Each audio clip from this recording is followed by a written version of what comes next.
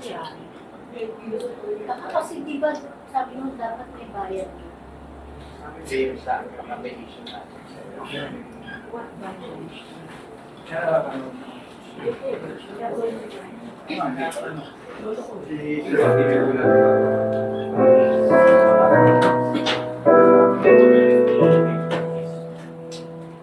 Aming sa awa ng Diyos, nagkakaroon na lubos, ang kaniyang aming suot, ay ang ginawa ni Jesus.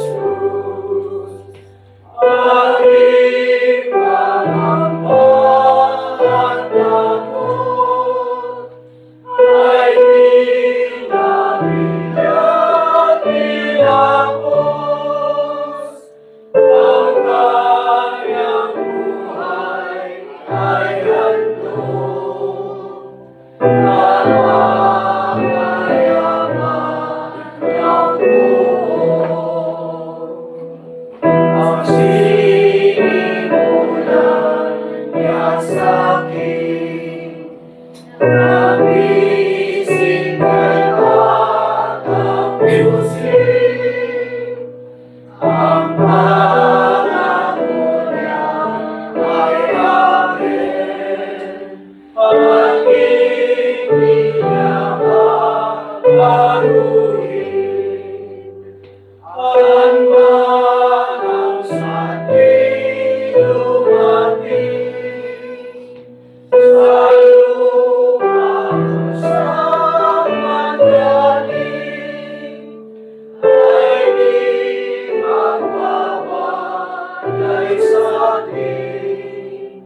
Sa pag-ibig niya layunin. Malan mo sa kanyang palad, matibay na nakasulat, ang Espiritu'y nilalang, pag-ibig natin masukan. May katiyakan sa wakas, kaya amin ang hirap.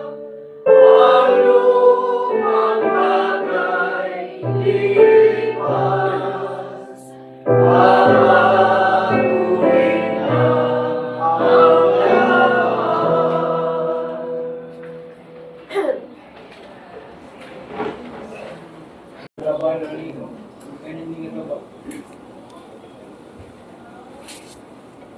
Okay. Our study for this afternoon, o kaya this morning, is still in the topic of baptism, pero ngayon ay in history. If you still remember, yun yung aking preaching kanina, remember. The last study, we examined the New Testament teaching on baptism. At ngayon naman, ay tignan natin ang historical nature. At this will also inform our theological formulation and will also help us define theologically ang baptism na paksa. And also, this will help us make ecclesiological application, pati sa church application. Kaya, sa kasaysayan, dahil meron pa rin tayong kasama in our Reformed circle ng infant baptism, or what we call the Fado Baptist. We are Baptist, and so we hold to the teaching of believers' baptism. Ngayon, ano naman itong mga Reformed churches na mayroong tinatawag na infant baptism? Well, to begin, it is worth looking at the rise, no? Yung pagsimula, at the rise of infant baptism. At paano ito pumasok sa mga churches natin, particularly, halimbawa, ang mga Lutheranism, yung kanilang kinikilala na founder is Martin Luther, and even among the Reformed Covenantal churches or theology. Well, to start with, gusto ko munang sabihin na the early church, after ng Apostolic Church, so nung pumasok na itong mga tinatawag nating church fathers, ang teaching about baptism, and there is tinatawag na great fluidity, meaning hindi pa settled ito sa early church. This teaching, I'm referring from about 100 AD to 500 AD, at kung kaya't mayroong mga various church leaders that have different views about baptism. At kuminsan ito ay dahil sa kanilang geographical differences of opinion. Una, gusto ko munang i-mention sa atin itong mga Fado-Baptist historians. These are the scholars na galing sa, pag sinabi natin Fado-Baptist, mga Reformed churches. And unang-una ay itong si H.F. Stander and Johannes P. I don't know the right pronunciation, itong family name na itong L-O-W-U-W, perhaps. Ito ay Lu. These two are both authors and scholars. And in fact, si Johannes P. Lu, is a scholar and editor of Greek lexicon or Greek English lexicon of the New Testament. And yung kanyang pagiging scholar dito is based on semantic domains. These two are authors, at ang kanilang sinulat ay itong Baptism in the Early Church. At meron silang point dito na kanilang sinasabi that infant baptism, these two Reformed scholars ito, was not the practice of the early church. Ngayon, meron tayong written article, and ito ay kagalang-galang na mga author ng Reform na sinasabing yung nagbibinyag o nagbabautismo ng mga bata was not the practice of the early church. At another na nagbigay ng comprehensive study of the infant baptism subject ay this was a later development by Everett Ferguson. At ang kanyang article or ang kanyang sinulat is also Baptism in the Early Church, but it is the history, theology, and liturgy in first 5 centuries.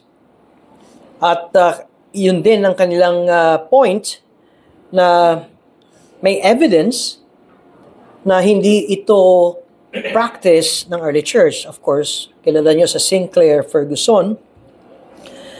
At kanyang sinasabi that there is a historical evidence ng earlier date of the start of infant baptism. At ito ay kanyang sinulat sa kanyang librong Infant Baptism View in Baptism, 3 views. Ngayon, ang point na gusto kong makita natin dito ay itong itong mga Fado-Baptist authors and historians, meron silang iisang sinasabi na nagbigay sila ng certain time and date na doon nag-originate o doon nag-start ang infant baptism.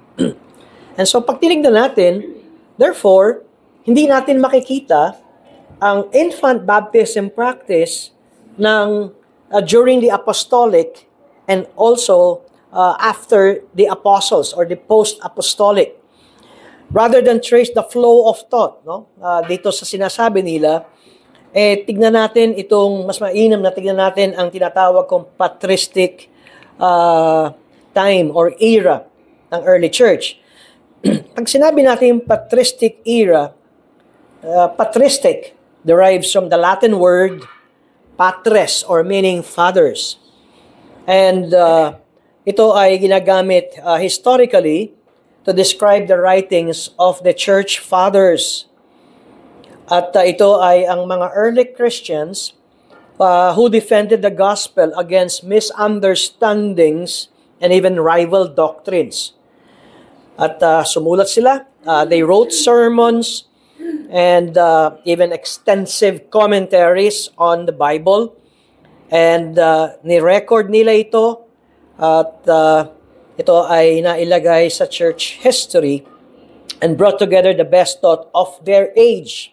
I repeat, yung panahon nila ay nandoon yung best thought of their age with their own Christian faith. Kailan nagsimula? Itong tinatawag nating patristic era or the church fathers era ay ang makita natin at ito yung nagsimula at the end of the first century. Ang pagtapos ng Revelation, pagkatapos ng the last apostle na si Apostle John. And this was the time when the New Testament was almost completed and ended towards the 8th century. Kaya ang span ng church fathers is the end of 1st century up to the 8th century. So yun yung pinaka masabi nating safe na timeline ng church father. At tignan natin, what I would want to do ngayon is to note several instances that demonstrate the practice of the early church at makikita ninyo that the practice was to baptize converts. O ang ibig sabihin, sila ay meron ng pagkaunawa at kamalayan sa kanilang sinasampalatayanan at pagkatapos sila ay nababautismuhan. Ngayon, itong infant baptism, matapos natin makita ito, ay masabi natin it is a novel practice. Bago ito, ng kapanahunan ng mga church fathers. No? At tignan natin itong mga bagay na ito. Well, ang unang-una ay ang didache at ito ay ang timeline natin dito ay 2nd century. Now, a document known as didache ay meron silang handbook. And of course, sino ang sumulat ng didache? It is an anonymous writing. Ang iba ang sinasabi, ito raw ay sulat pa rin at gawa ng mga apostles, but this cannot be proven. But it is written likely before or some of the New Testament books were written. Kung titignan natin ang edad, maaring kasabay ng mga New Testament books or the claims where they were written even before some of the New Testament books. And ano ba ang makikita natin sa didache? It spells out a way of life for the followers of Jesus. At dito ay kasama rin on how you treat your fellow brothers and sisters in Christ. And there is an instruction on how to treat one another, how to practice the Lord's Supper or the Eucharist, tawag nila noon. At papaano natin makita kung ano ang mga dapat na turo na ating tatanggapin. And sa didache ay nandun din ang detailed church's baptismal practice. At dito sa sinasabi natin, and I would quote from didache chapter 7.4, this is in the Apostolic Fathers. At ito ang kanilang point dito. It describes immersion as the preferred method of baptism. At ang turo dito sa Didache says that one being baptized should prepare himself before receiving baptism. Ngayon, tingnan nyo ang date, 2nd century. And so this is after the last apostle na si Apostle John. I will quote. Ito ang sinasabi sa chapter 7.4 ng Didache. Before the baptism, let the one baptizing, perhaps siya yung pastor or minister, let the one baptizing and the one who is to be baptized fast. May pag-aayuno. As well as any others who are able. Also, you must instruct the one who is to be baptized to fast. And alam niyo ba kung gaano? For 1 or 2 days beforehand. Palagi ko, maraming tatanggi na sa atin sa panahon natin ngayon. Isang araw, pag-aayuno, hanggang 2 araw. Pero ito ang instruction sa Didache noong mga panahong yaon.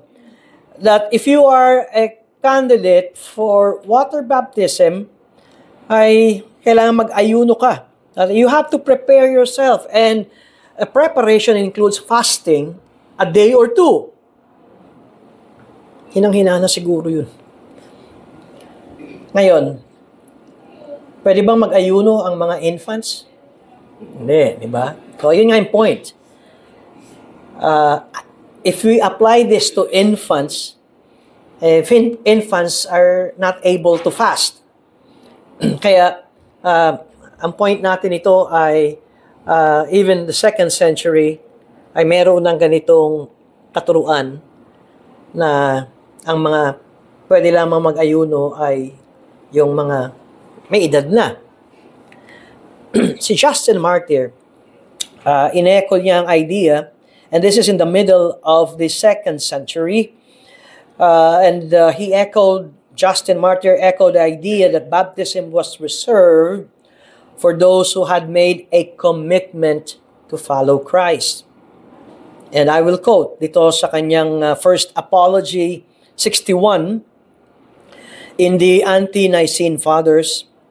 Ang sinabi ni Justin Martyr, as many as are persuaded and believe that what we teach and say is true and undertake to be able to live accordingly are instructed to pray and to entreat God with fasting for the remission of their sins that are past. We are praying and fasting with them. Then they are brought by us where there is water and are regenerated. Ngayon, pag nakita natin, na-regenerate na sila, they experience this new life, at pagkatapos ay preparing for water baptism, mananalangin at mag-aayuno. Again, baptism was for those who had consciously committed themselves to follow Christ. Hindi rin ito pwede sa mga sanggol. Kaya, paanong masasabi ng mga sanggol na i-commit nila ang kanilang sarili sa Panginoon?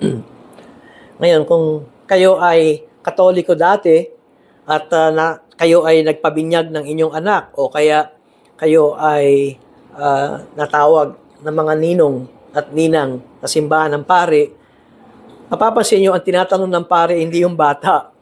Ang tinatanong ng pare, yung mga ninong. Tandaan ba ninyo yun? Ako, alam ko yun. Ilang beses ako nagiinom. Sabihin sa akin ng pare, binyag ng bata, winawak si ba si Satanas? Dahil tradisyon na kaugalian, opo, father, opo, father. Pero ngayon, pag ikaw ay naliwanagan, yung bata ang binibinyagan, ba't akong tinatanong mo? Dahil ito ang turo ng Roman Catholic Church na ang umaako at ang nangangako ay ang mga ninong at pati ang magulang At yung bata, mahimbing ang tulog. Wala siyang kaalam-alam. Pagtapos wisikan ng pare, anak na siya ng Diyos. That is the first sacrament ng Roman Catholic. Baptism, this is the sacrament that a child becomes a Christian. Pero ang umako, ninong at magulang. And so here, si Justin Martyr was just echoing also the same teaching ng middle of the 2nd century. Sabi ko nga, again, ang point ni Justin Martyr dito is that baptism was for those who had consciously committed themselves to follow Christ. Number 3, si Tertullian, 3rd century, on baptism. At sa treatise, Tertullian wrote this treatise in opposition to a new practice showing up in some segments of the church. Tertullian was in opposition sa tinatawag niyang a new practice, a novel practice. At ano yung point na sinasabi niyang a novel practice, which is infant baptism. At ang point dito is that itong new practice na ito, itong infant baptism na ito, ay nung panahon nitong mga church fathers, they were experiencing difficulties. Unang-una, sabi sa kanilang teaching and evaluation then, the 3rd century, infants had no sin that needed to be cleansed. Unang-una, wala pang ginagawang kasalanan. Ba't natin sila bibinyagan? Para malinisan sa kanilang kasalanan. Second, infants were unable to commit themselves to live a Christian life, which baptism called them to do. Pangatlo, sabi ko nga, ito ay yung practice ng binyag ng Romano Katoliko, dito na nang simula ito. Kasi ito na yung china-challenge ni Tertullian na bago sa kanilang panahon. It's because the sponsors ng bata, their sponsors, of course, they could not be held liable for the infant's potential future sin or lack of pursuit of Christ. Kasi kung child of God ang bata nung bininyagan, na sinasabi ng pare, iwinawak sa inyo ba si Satanas? Mamumuhay ba kayo ayon sa kalooban ng Diyos? Ang sasagot nun ng ninong at ninang, opo, Father. Ngayon, ang ibig bang sabihin, pag itong batang ito, lumaki ng pasaway, ang mananagot si ninong at si ninang? Hindi nyo alam yun, kung kayong mga nagninong at ninang sa Roman Catholic Church. May pananagutan kayo sa turo ng Roman Catholic Catechism. Well, actually, si Tertullian, his primary concern was that infant baptism negated the church's practice. Kung titignan natin ang New Testament teaching and practice, at even during their time, na 2nd century, ay merong mga documents na at time, Didache, for instance, kanina tinignan natin, that there should be a time of preparation for baptism, which includes repentance from sin, which includes fasting, which includes prayer. Ngayon, ito, none of these necessary precursors to baptism was possible to babies.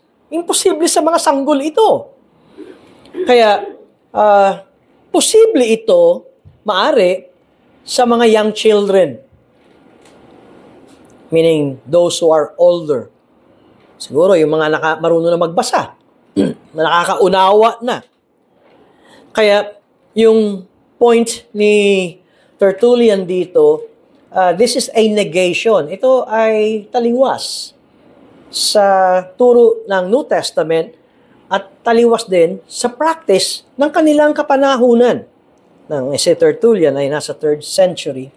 Ngayon, ano ba ang ginagamit na scriptural support ng mga Fado-Baptist o ng mga nagbibinyag ng mga bata?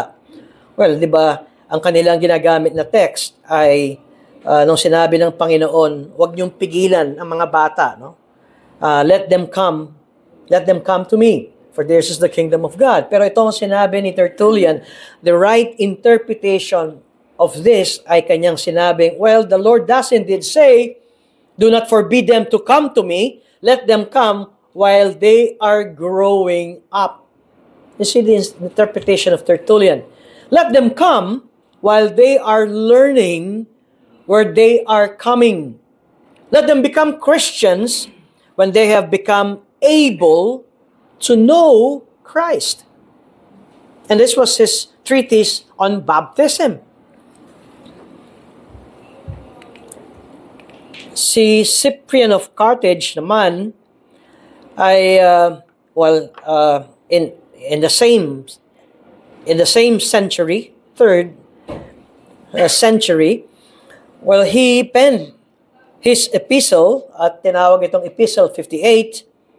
At ito ang kanyang sinabi, to announce the decision of an African synod, at yan ay nangyari ng AD 53, at dito sinabi ni Cyprian of Carthage is to require the baptism of infants. At si Cyprian even asserted, talagang diniin niya, that no one should be hindered from baptism and from the grace of God, suggesting that grace was given to infants at their baptism. Well, pagka sinabi ng mga historian ng mga Fado-Baptist, yan, kakampi namin si Cyprian of Carthage na siya ay nagtuturo ng huwag pigilan ng mga bata.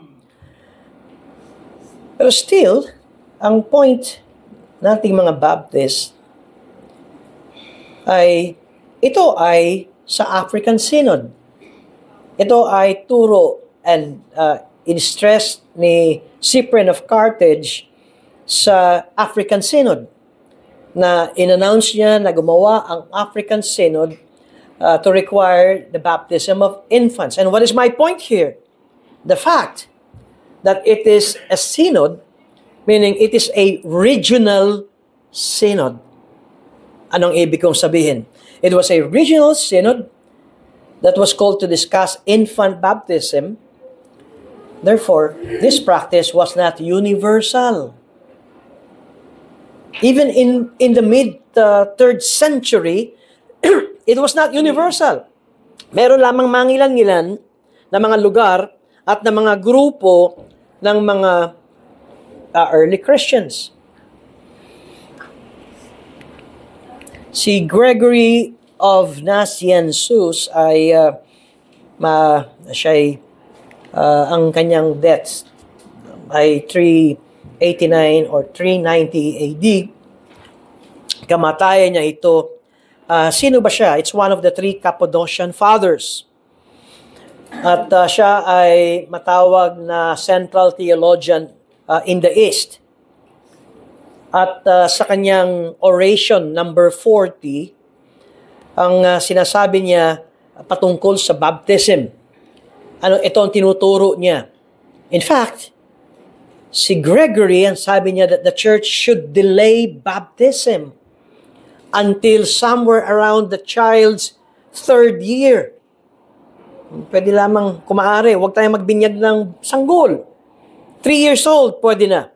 So that the child could understand something of what was happening to him and of the commitment he was making. Siguro, sa Pinoy, 3 taon, wala, naglalaro na rin. Hindi ko maintindihan. Pero, marahil, iba ang training ng mga 3 years old, ng mga panahong yaon. Point dito is that infant baptism should not only be performed dahil nga, ano ang kanilang understanding, kamalayan sa kanilang ginagawa. Pero mayroong compromise na ginawa o tinuro si si Gregory, and itong kanyang compromise na ito is because of the mortality rate ng mga sanggol. Ang ibig sabihin ay noong mga panahong yon ay maraming namamatay na mga sanggol. And Gregory allowed, or nung time na yun, was allowing infant baptism as a compromise, as a pastoral compromise. Bakit? To aid Christian families grieving the loss of their child. Well, ang tawag dito ay emergency baptism. Bakit emergency baptism? Due to the dual pressures of infant mortality and evolving views of the sinfulness of even newborn infants. Alam naman natin, lahat, kahit na sanggol yan ay makasalanan. And because there was this already teaching, there was this view of the sinfulness of even newborn infants, kaya pumasok naman itong practice of baptizing infants. And it became widespread by the 3rd century. This practice was not accepted, by the way, as universal even by the 3rd century or even by the 4th century, na infants' need for forgiveness continued to be questioned. Nandun lagi yung tanong, dapat bang mapatawad ang mga bata?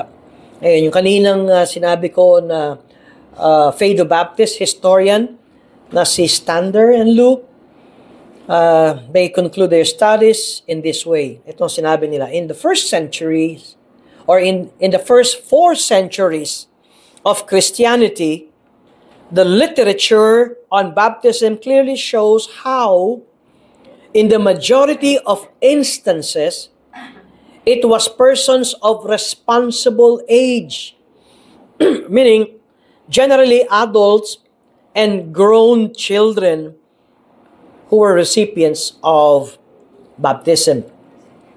Na pumasok yung emergency baptism dahil dito sa mga infants na mamamatay. O ang iba ay namatay na. Kaya though some authors, si Tertullian and Gregory of Nazianzus, opposed itong infant baptism na ito, so Cyprian strongly advocated this trend. Ngayon, anong taon yon? 253 AD. At sinasabi niya that even children should not be deprived of salvation. And so, ang naging pag-abuse nitong infant baptism na ito ay the symbol. Yung baptism as a symbol, the symbol became the actual means. Ang meaning ko is the rite itself, yung mismong baptism, the rite of baptism, yung ritual ng bautismo ang siyang nagagaranti ng iyong kaligtasan rather than our Savior, Lord Jesus Christ. Kaya nakita nyo kung paanong nagmamadali ang mga magulang ng mga Kristiyano o ng mga Katoliko na dalhin sa simbahan ng Katoliko ang kanilang mga anak. Dahil the ritual or the rite of baptism ngayon ang nagpapakristyano sa halip ng Panginoong Jesus. And in the 3rd century, ay nakita natin na si Tertullian is one, ay nag-voice out ng kanyang objections against what appears to have been a growth in the number of infants being baptized.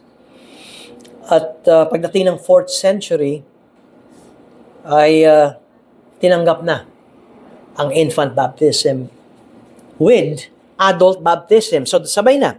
Meron ng binyag na mga sanggol at meron pa rin na babautismohan ng mga adult. And so this became the practice on a regular scale.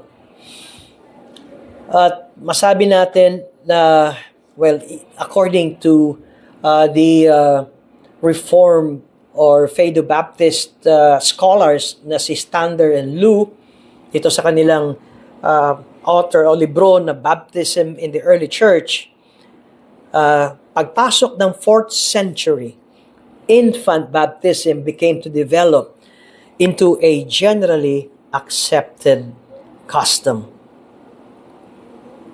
Okay, so given the fact na si Gregory, alam nyo, he was not baptized until he was 30 years old. At ang father ni Gregory was a bishop of the church. Pero 30 anyos pa rin bago siya nabautismohan. So, pag nabasa natin, si Gregory ay ang kanyang point, it is a compromise, pastoral compromise, doon sa mga magulang na Kristiyano na namatayan na mga sanggol o anak nila o kaya mamamatay na o kaya't nagkaroon ng infant baptism kay Gregory. And lastly, ay si Augustine of Hippo at siya ay namatay ng 430 AD. At ng time na yon ay siya ay isang masasabi natin a very important thinker when it comes to theology sa early church. Pero si Augustine, although he was not baptized as an infant, he strongly argued for infant baptism, for Fado baptism. At well, ang reason kung bakit kaniyang itong kinakatigan at ini-insist is because, remember, si Augustine was the one who corrected the wrong doctrine of the Pelagians. Ang Pelagians ay lahat ng mga bata pag ipinanganak ay parang itong a clean slate, malinis, walang kasalanan. We owe, masasabi ko, ang doctrine ng kasalanan and total depravity. In fact, pagdating sa Reformed soteriology, ay Reformers would respect and look up to Augustine. At dito kay Augustine na ito, kung bakit he stressed ang infant baptism is because, ito lang yung point niya, because infant baptism could cleanse the child of original sin and implant the life of Christ in him. Para ma-accommodate niya yung kanyang position against Pelagianism, ay kanyang dinugtong ang infant baptism. Ngayon, ito ang sulat ng mga Fado Baptist. Maraming salamat kay Augustine of Hippo. The church was rescued from Baptist theology and baptism by immersion, or yung bago mabaptized ay mag-profess muna siya ng pananampalataya. So, ang pinapalakpakan ng mga Fado Baptist dito ay si Augustine in favor or favoring of infant baptism. Ngunit sa kanya ay covenantal infant baptism. Ngayon, pag nakita natin yung covenantal infant baptism, na practice ngayon ng mga Reformed churches is yung parents were already believers at yung anak nila ang tumatanggap ng infant baptism. Well, even though Augustine argued forcefully for the historicity of Fado baptism at yung kanyang doctrinal exposition ng kung bakit kinakailangan mabinyagan at mabautismo ng mga sanggol, umabot ito hanggang medieval period. Kaya ito ay dala-dala ng mga even Roman Catholic Church. Infant baptism, still, sabihin natin, was not the universal practice of the church during Augustine's life. Yes, malaki ang contribution ni Augustine when it comes to the doctrines of salvation, pero still ay hindi ito pinangahawakan at pinapractice ng buong churches mga panahong yun. However, dahil naroon yung influence ng North African bishop, so nandun yung authority nila and their ability to sway yung kanilang mga followers to adopt Phaedobaptism in the years that followed.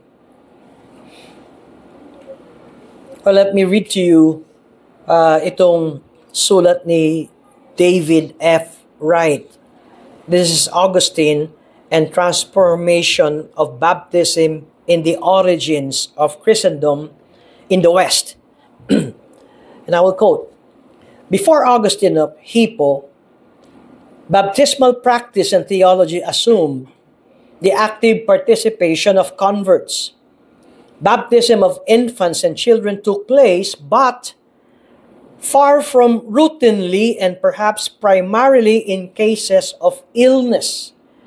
Augustine's early writings show that he, like other Christians of his time, had done little theological thinking about infant baptism.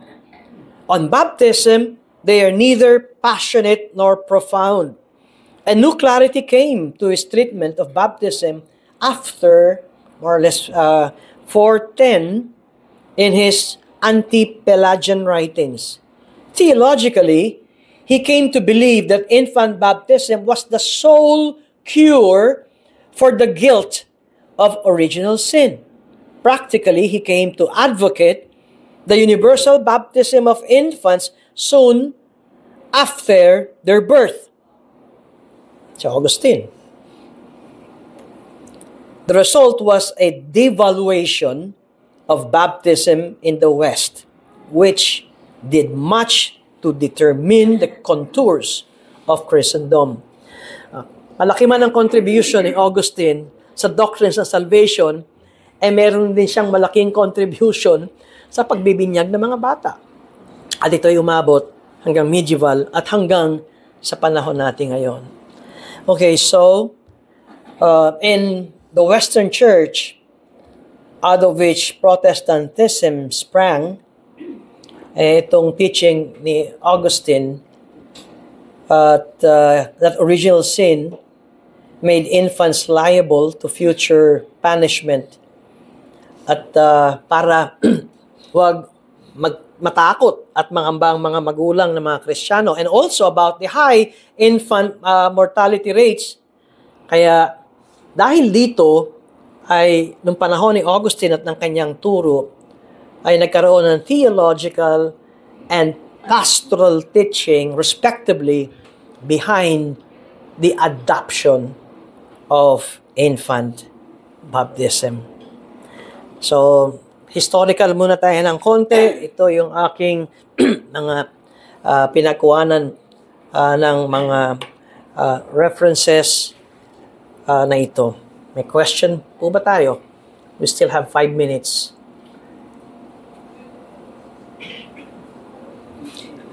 Itutuloy natin ang baptism in history. Dapat papasok tayo sa 16th century and we'll start with Martin Luther. Lord willing, next Sunday. Ngayon, naintindihan nyo na kung bakit Baptist tayo. Actually, kahit gaano ka-theologian at kagalang-galang ang ating mga Reformed brothers sa kanilang doctrine, pag tinanong nyo sila, saan ang galing ang infant baptism? Church history. Ang kanilang gagamitin is church history, not the New Testament. Wala kasi silang mapagkukuhanan ng New Testament basis ng merong infant baptism. Ay, naintindihan na natin, si Augustine, it's because of the conscience na ang mga bata ay mayroong original sin at paano kapag sila'y namatay. And so, without baptism, ang mga batang ito ay nasa parusa ng Diyos. They will be under the wrath of God. At sabi ko nga, nung time na yon, ang daming mga batang namamatay. And there is this high infant mortality. Kaya maging si Gregory, it became a compromise, pastoral compromise, na binyagan ang mga bata. Questions?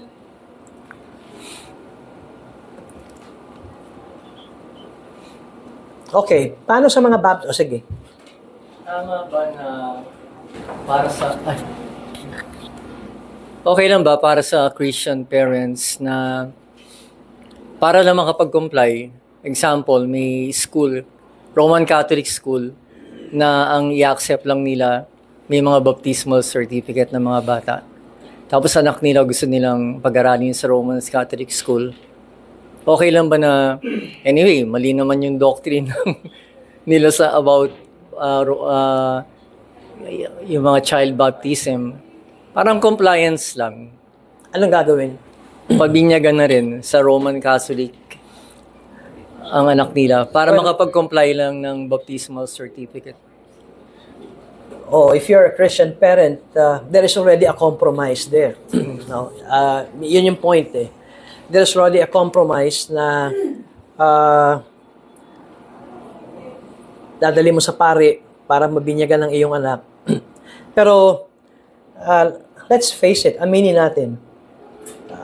Ang masasabi ko na best or if not the best schools, Katoliko pa rin. No, institution na 'yan.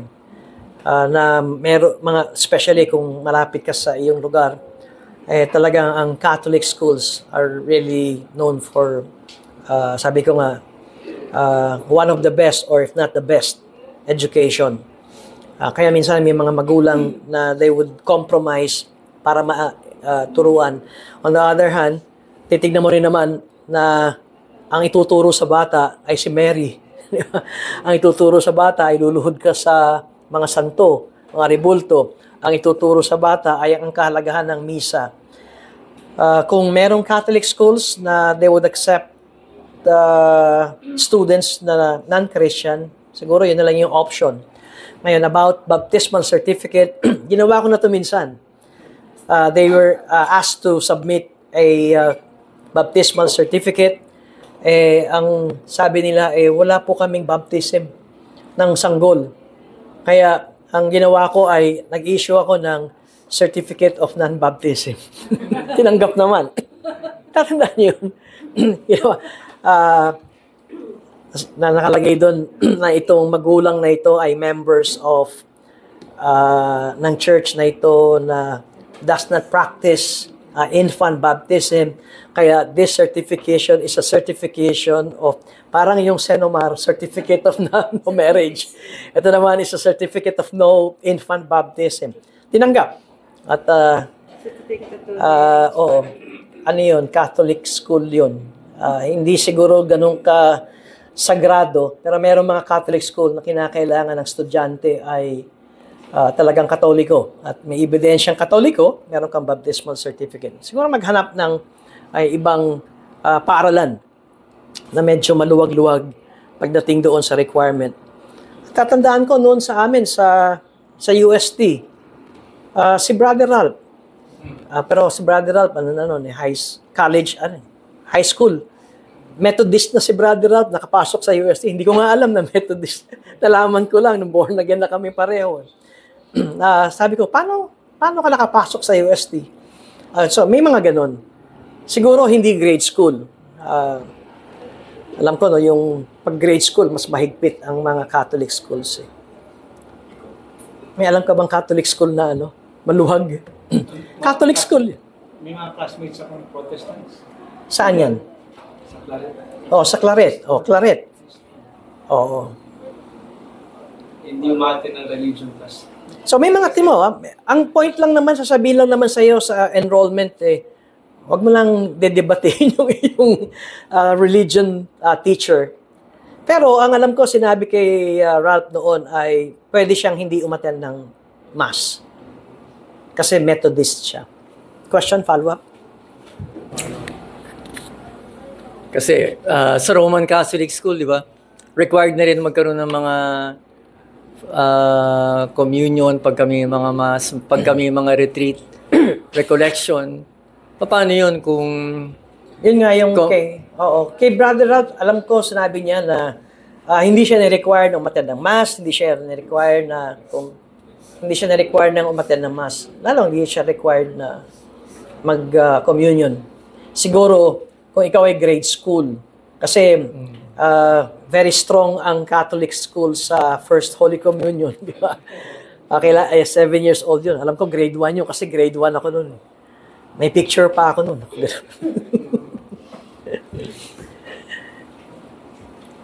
Pero siguro high school medyo hindi, bakit yung Claret grade school no? Pinayagan.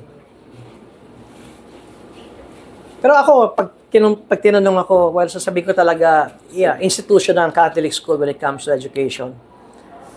Pero yun yung dapat na ilinaw ng mga non-Catholic, non-Roman Catholic parents at sabihin kami ay Kristiyano. Pero sa St. Mary's, hindi. Mukha nga. Kasi nung sinubukan namin mag-inquire, tanda mo nung sinubukan natin mag-inquire, sabi ko, gusto kong sa St. Mary's, alma mater ko yun. Hindi kami pinayagan. Kinakailangan ay nabautismo ng Catholic Church. Kaya hindi napayagan. Kaya saan napunta? Sa Siena. Siena, medyo maluwag yun. Question? Okay.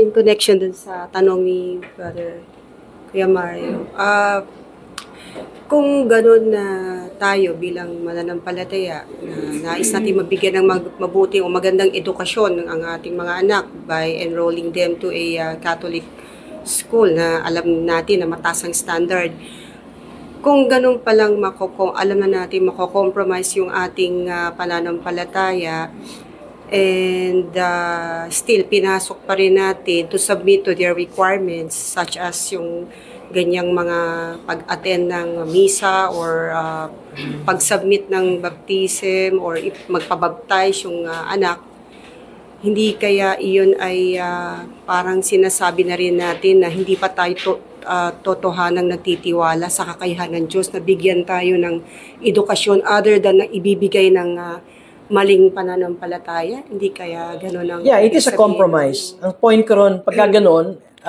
maliwanag na kinokompromiso na natin yung ating pananampalataya. Ang sinasabi ko ay, siguro maghanap tayo ng second option na pinapayagan nila to exercise your faith. Hindi ka nila re-require ng mass, mag-communion, mag-pray ng Holy Rosary because of your faith. Kung merong ganung klase na leeway o luwag, ay then hindi ka nag-compromise. You're after the education. Still, hindi ka pa rin makakawala doon sa subject ng religion. Kasi subject pa rin ng religion yan. And that is the tungkulin, katulad ng preaching ko kaninang umaga, and that is the responsibility ng magulang, turuan ng kanilang mga anak pag nasa bahay. Sa church, ay meron Children's Sunday School, so nakakadagdag. Pero ang priority nun ay ang mga magulang hubugin ng kanilang mga anak. Pwedeng sabihin, maaga pa lang, why don't we pray the rosary? At bakit hindi we go to mass? So, bata pa lang, nahuhubog na sila. Pero kung i-require, if you're a Christian, hindi mo i-compromise yun. Kasi ikaw yung mismong patotoo na kinumpromiso mo na yung iyong pananampalataya sa mga anak mo. Mahalaga edukasyon. Yeah. Tulad ngayon, Pastor, yung sa mga bata, sa Marriott. First pa lang, nung nag-inquire ako, nagtanong ako sa kanila kung Catholic ba sila or non-sectarian. Sabi non-sectarian. Tapos sinunong ko kung may mga mass sila, ganon. Sabi nila, hindi daw required. Tapos ngayon, required yung mga batang umattend. Nung meeting, talagang ni-raise ko. Wala din maano kasi sabi, wala daw kasing bantay sa mga bata pag nasa classroom at yun yung pinaka-safe na umattend sila tapos sa likod na lang daw umupo. Yun yung ginagawa ko na lang is sinasabihan ko yung mga bata pagdating sa bahay na wag silang sumali kung anong ginagawa or yung mga tulad ni Austin nagtanong sa akin, Mama, bakit nag-sprinkle daw ng water. Sabi ko, wag mong anuhin kasi hindi naman ganun yung pananampalataya natin. Mga Catholic lang kasi yun, sabi ko sa kanya. Tsaka din yung napaka-burden kasi nga, yung sa religion, tapos nire-required sila na memorize yung rosary, tapos umattend ng angelus, yung mga ganun. Pero pagdating sa bahay, yun, lagi ko na lang silang pinapaalahanan na sa school lang to. Sa school lang to, hindi natin to ginagawa. Tapos, yun, thankful na din ako kasi umattend naman sila ng every Sunday naman. Though hindi nga lang sa atin, pero umattend sila sa church ng Mama ni Hans. Tapos, yun, sinabihan ko sila, anak, lipat tayo sa next year. Tama. Lilipat kami next school year. Ang hirap That is the best step. Unang-una, siguro yung meeting, hindi ko alam kung PTA yan, kung PTA meeting, siguro sa akin, go direct to the principal. Pwede mo sabihin, Ma'am, nung in-enroll namin, ganito ang usapan.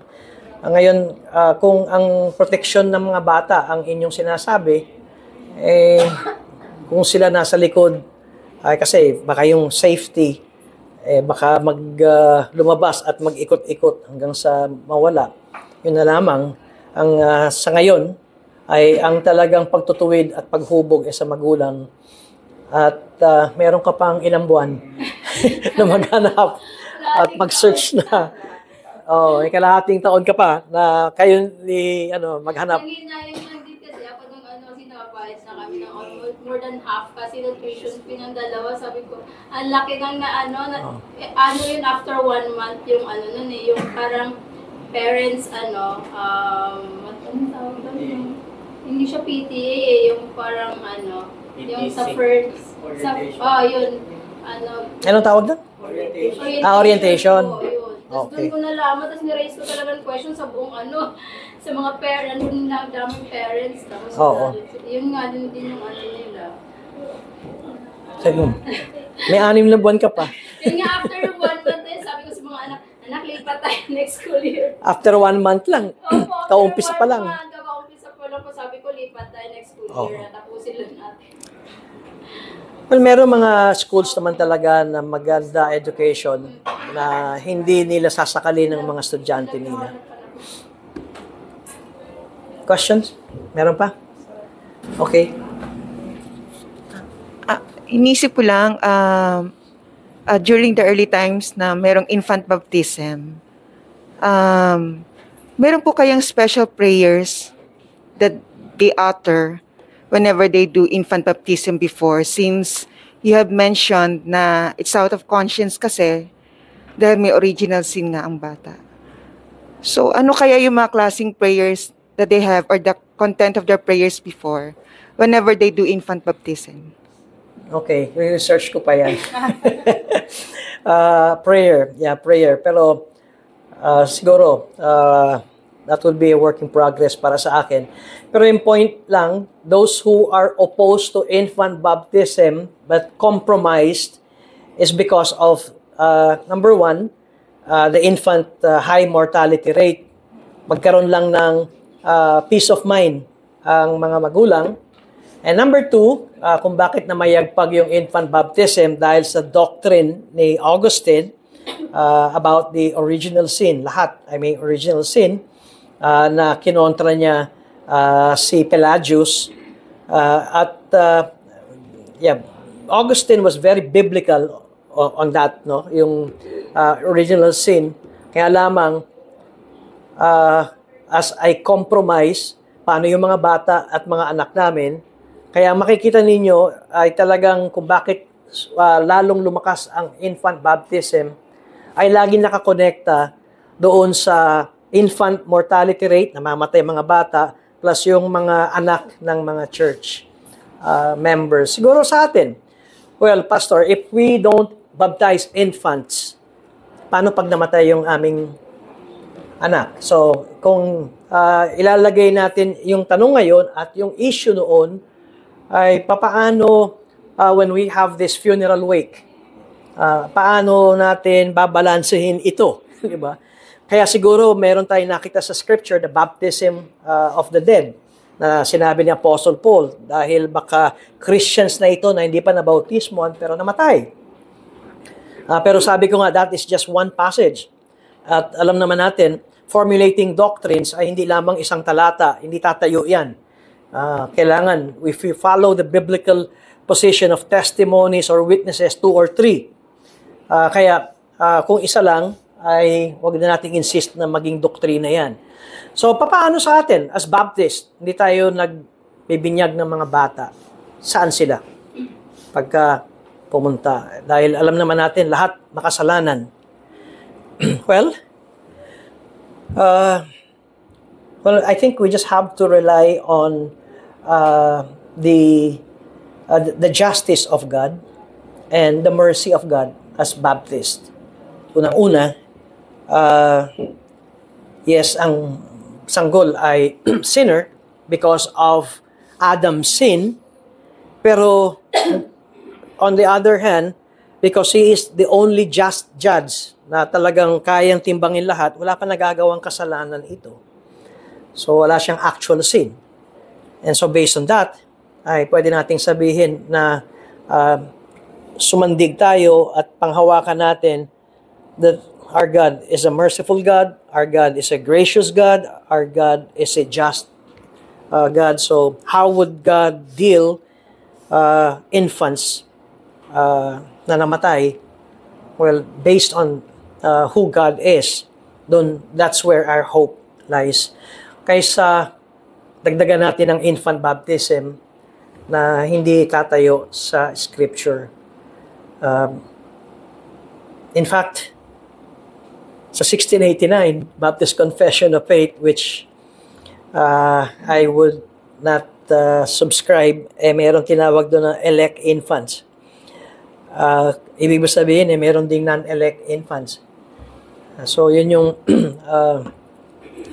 tanong, paano natin matatawag yung elect infants? Only God knows. Kaya, hindi ko alam nung Juni kung napag-usapan ito. Yung original 1618, Pastor, wala yung word ni elect. Yes, yung original, wala. Modern version. Dito sa second Federal House. kasi galing to sa Westminster Confession of Faith. Maybe perhaps to accommodate pa rin yung ilang turo ng Reform. Pero, paano mo malalaman yung elect infants at sa non-elect infants? That I beg to differ pagdating doon sa point na yon. Kaya lang, kung ililibing na yung sanggol, nagluluksa ang mga magulang, at kung tatanungin tayo na magulang, Pastor, saan pupunta ang aming anak? O makikita ba kami sa langit? Ang ating pangahawakan, our God is a just God. Hindi niya hahatulan ang mga tao na walang ginawa. Yun na lang ang aking pangahawakan. Okay? Still, hindi tayo magbibinyag ng bata. Yeah. Dito po sa chapter 29 ng 1689, Baptist Confession of Faith, baptism is an ordinance of the New Testament ordained by Jesus Christ to be unto the party baptized, a sign of his fellowship with him in his death and resurrection, of his being engrafted into him, of remission of sins, and of giving up into God through Jesus Christ to live and walk in newness of life. So, ang conclusion ba natin dito, Pastor, based dun sa discussion nyo ay itong history na pinag-aaral, baptism history can we conclude that it's a mistake na hindi na dapat na ulitin or gayahin pa natin? Tignan ko nga, yan ba ay chapter 28? 29 po, Pastor. 29. Baptism, 29 section 1. Okay, of baptism. Clear po kasi dito na ang baptism is ordained by Jesus Christ. So, kung itong history na pinagsimulan nito ay more like, syempre, ano na to nangyari na ito, na ordain na ni Christ itong teaching na ito, water baptism.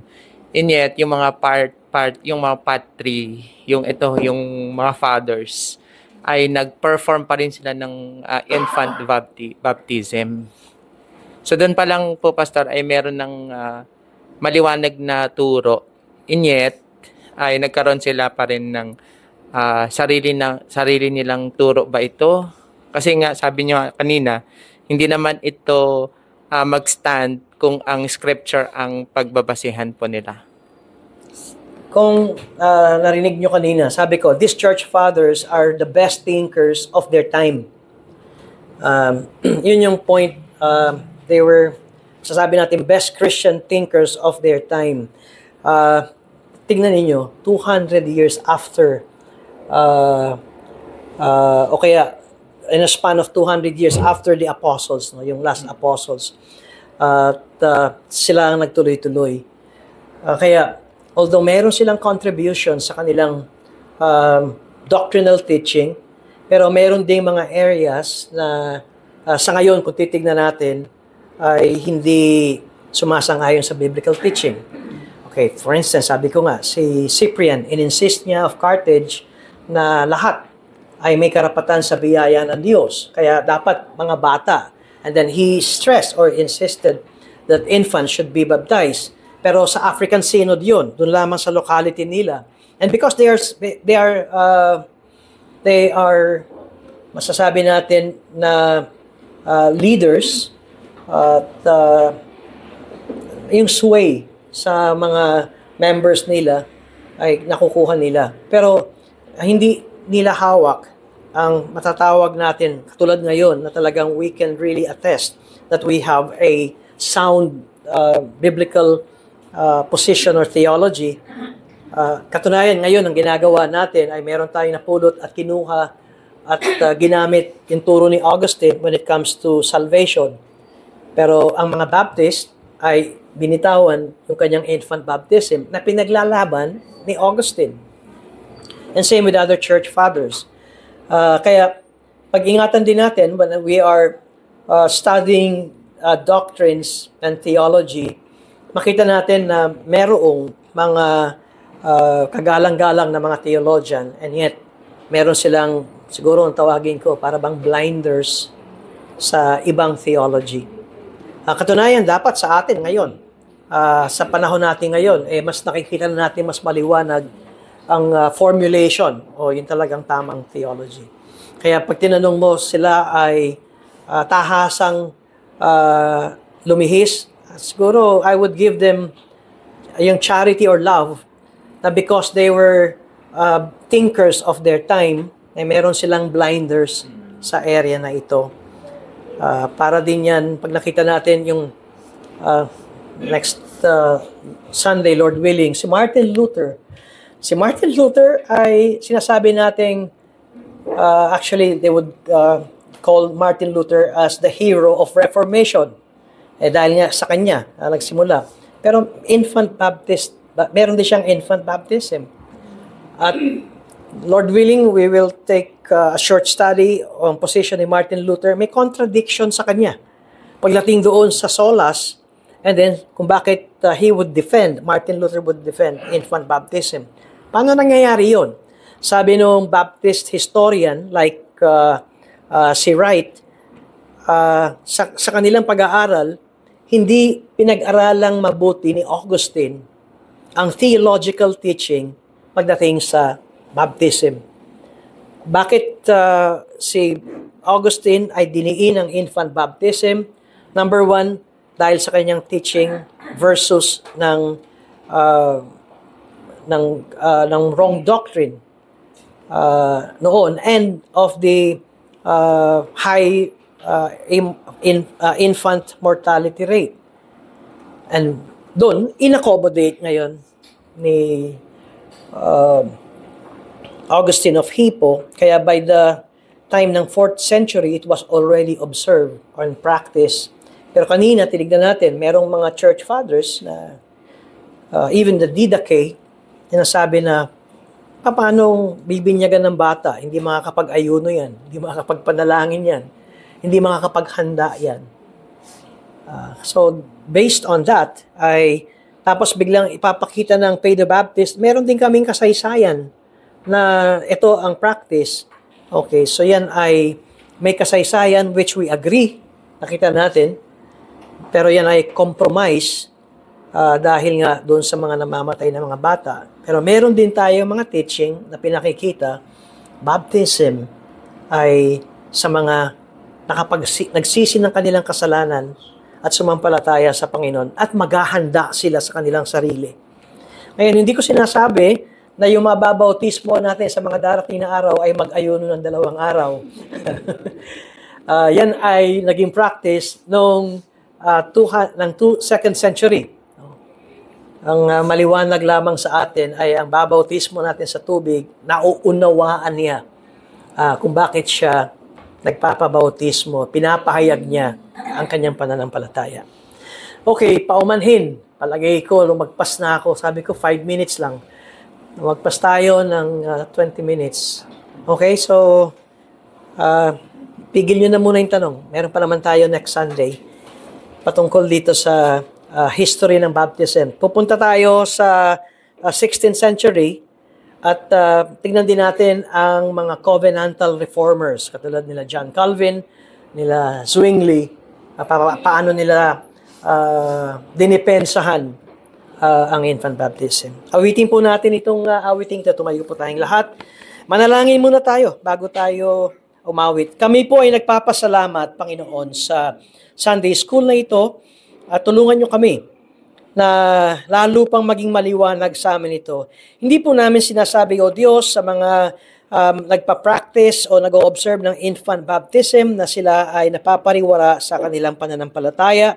Hindi po namin sinasabi na ang kanilang practice ay magiging daan para kayo ay magalit sa kanila, kundi aming pong pinag-aaralan kung ano ang turo ng banal na kasulatan at kung bakit bilang mga Baptist, ito po ang aming ino-observe at pinangahawakan at ginagawa o pinapractice. Ang mga kapatid po namin na mga Fado Baptist ay kinikilala po namin sila, yung mga kapatid sa pananampalataya, mga anak ng Diyos. At kami, Panginoon, ay patuloy na nagpapahayag na hindi ito ang sanhi ng ikawawala ng kaligtasan ng isang tao o ng grupo ng mga tao kung sila ay mga Fado Baptist. Manaig po sa amin ang pag-ibig, ang pagkakaisa dahil ang inyong iglesia ay isa lamang. At ito ay binubuo ng lahat ng inyong mga anak. Sa ngalan ni Jesus. Amen.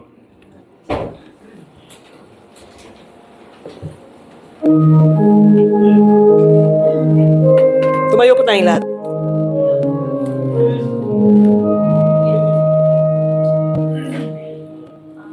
Bukid inaalaro ang inilalama,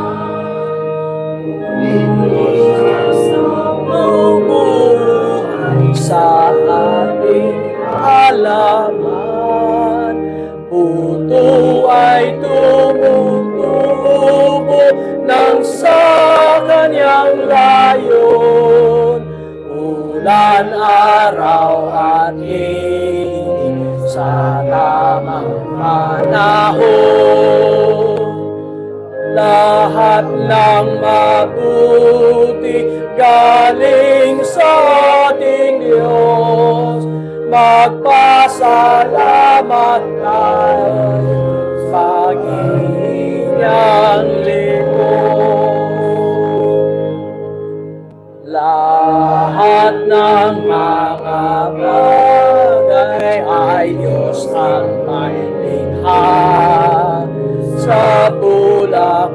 sa parang liwanag ng tala. Hangin aloy sumusunod, ipo'y may pagkain, higit pang pagkalinga, ang tulong niya'y sa atin. Lahat ng mabuti galing sa ating Diyos, magpasalamat tayo sa pag-ibig niyang lipos. Sa iyo ang pasalamat naming aming Ama, ang bawat ulatan sa iyo ay nagpunla. Tugon ng aming puso sa mga biyaya, pagsamba at papuri, pagpapakumbaba. Lahat ng mabuti galing sa ating Diyos, magpasalamat tayo sa pag-ibig niyang